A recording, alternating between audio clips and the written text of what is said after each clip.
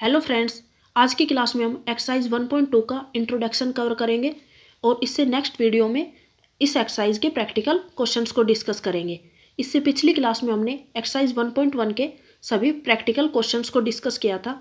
अगर आपने वो वीडियो नहीं देखी है तो उसका लिंक डिस्क्रिप्शन में है, आप वहाँ से जाके देख सकते हैं।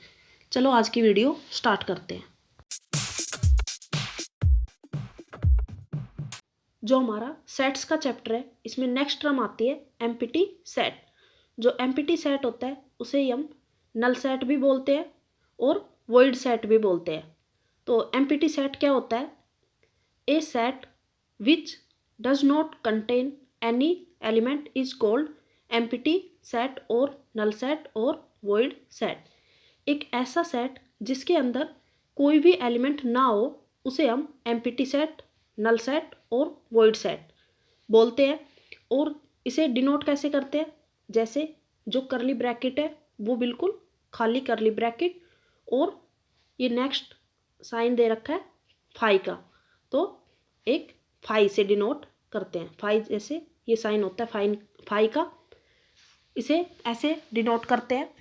जैसे एग्जांपल दे रखा है a set x such that, जहाँ एक्स की वैल्यू है जो ये है ग्रेटर देन 1 और लेस देन 2, और यहाँ पे एक्स जो है वो है नेचुरल नंबर।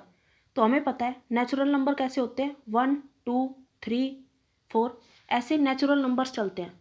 तो यहाँ पे दे रखा है एक्स जो है वो 1 से ग्रेटर देन और 2 से लेस देन, तो यहाँ 1 और 2 है, लेकिन 1 और 2 के बीच में कोई भी नेचुरल नंबर नहीं आता, तो ये हो गया एम्प्टी सेट। यहाँ पे कोई भी एलिमेंट नहीं आएगा इस सेट में, क्योंकि 1 और 2 के बीच में कोई नेचुरल नंबर नहीं होता। ऐसे ही नेक्स्ट दे रखा है ए सेट है x such that x is an even prime number greater than 2। तो हमें पता है जो प्राइम नंबर होते हैं उनके अंदर सिर्फ इवन नंबर 2 ही होता है, 2 के अलावा कोई भी इवन नंबर नहीं होता प्राइम नंबर में। तो ये भी एम्प्टी सेट हो गया क्योंकि इसके अंदर भी कोई भी एलिमेंट नहीं है। तो ये होता है एम्प्टी सेट, नल सेट और वॉइड सेट। जिसमें कोई भी एलिमेंट ना हो उसे हम एम्प्टी सेट बोलते हैं। उसके बाद नेक्स्ट आता है finite set and infinite set. तो फाइनाइट सेट क्या होता है, सबसे पहले हम ये डिस्कस करेंगे। Finite set a set which is empty और consist of a definite number of elements is called finite set. एक ऐसा सेट जो या तो एम्प्टी हो या उसके अंदर जो एलिमेंट्स दे रखे हैं वो हमें डेफिनेट नंबर पता हो कि कितने एलिमेंट है उस सेट के अंदर, वो सेट होता है फाइनाइट सेट। जैसे एग्जांपल दे रखा है W is a set of the days of the week. W एक सेट है जिसके अंदर हमें बताना है कि एक वीक में जो डेज है उसका कलेक्शन है।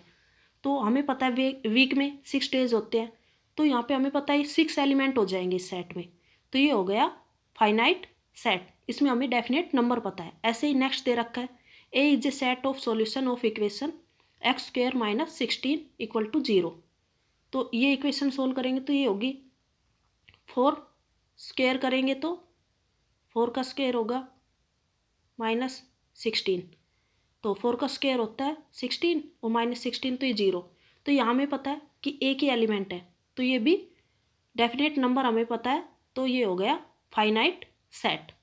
उसके बाद नेक्स्ट आता है इनफाइनाइट सेट।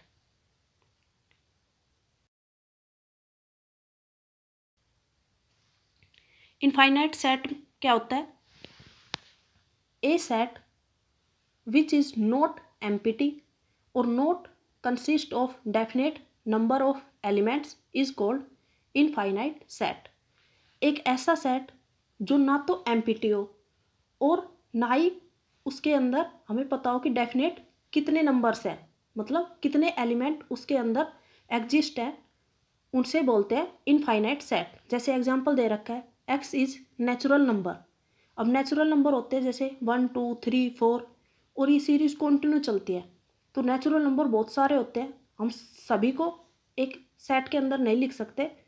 तो इस तरह का जो सेट होता है जिसमें हमें नहीं पता कि डेफिनेट नंबर कितने एलिमेंट के, कितने एलिमेंट्स है उसके अंदर, उसे बोलते हैं इनफाइनाइट सेट। जो इनफाइनाइट सेट होता है उसे हम रोस्टर फॉर्म में डिफाइन करते हैं। जैसे नेचुरल नंबर है तो लिखेंगे 1 2 3 4 और उसके बाद ये ऐसे ही कंटिन्यू सीरीज चल रही है तो डॉट डॉट करके और छोड़ देंगे कि सेम सीक्वेंस फॉलो कर रही है और ये सीरीज ऐसे ही जाएगी आगे तक। लेकिन जो इनफाइनाइट सेट है उसमें हम हमेशा ऐसा नहीं कर सकते कि जो सीरीज सीक्वेंस फॉलो कर रही है उसमें तो हम डॉट डॉट लगा के छोड़ सकते हैं। लेकिन अगर ऐसे दे दिया इवन रियल नंबर, इसका हमें इसका सेट बनाना है तो इवन रियल नंबर होते हैं, ये कोई सीक्वेंस फॉलो नहीं करते, तो इसे हम रोस्टर फॉर्म में डिफाइन नहीं कर सकते, रोस्टर फॉर्म में नहीं लिख सकते इसे सिर्फ हम सेट बिल्डर फॉर्म में लिख सकते हैं, लेकिन रोस्टर फॉर्म में नहीं लिख सकते क्योंकि इसके अंदर ये इनफाइनाइट सेट है लेकिन ये कोई सीक्वेंस फॉलो नहीं कर रहा, इसलिए इसे हम रोस्टर फॉर्म में नहीं लिख सकते। उसके बाद नेक्स्ट आता है इक्वल सेट्स। इक्वल सेट्स क्या होते हैं? जैसे ए और बी दो सेट है तो हम उन्हें इक्वल कब कहेंगे? Two sets A and B are said to be equal if they have exactly the same elements. ऐसे दो सेट जिनके अंदर जो एलिमेंट्स दे रखे वो बिल्कुल सेम हो तो उसे हम इक्वल सेट्स बोलते हैं। जैसे और इसको डिनोट करेंगे ऐसे ए इक्वल टू बी। अब देखो जैसे एग्जाम्पल दे रखे हैं, ए सेट है, इसके अंदर एलिमेंट है ए बी सी डी। ऐसे ही बी एक सेट है जिसके अंदर एलिमेंट है बी डी बी ए सी, तो ये हो जाएगा ए इक्वल टू बी क्योंकि ए एलिमेंट ए सेट में है और बी में भी है। ऐसे ही बी ए में है और बी में भी, तो ये सारे एलिमेंट्स बी में आगे पीछे लिख रखे हैं लेकिन दोनों में इक्वल एलिमेंट है और सेम एलिमेंट है, तो ए इक्वल टू बी हो जाएगा।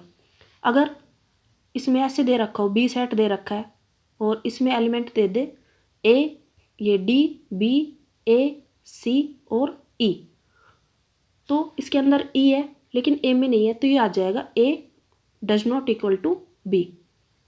यहाँ पे जो ई एलिमेंट दे रखा है वो ए सेट में नहीं है तो ये आ जाएगा A does not equal to B.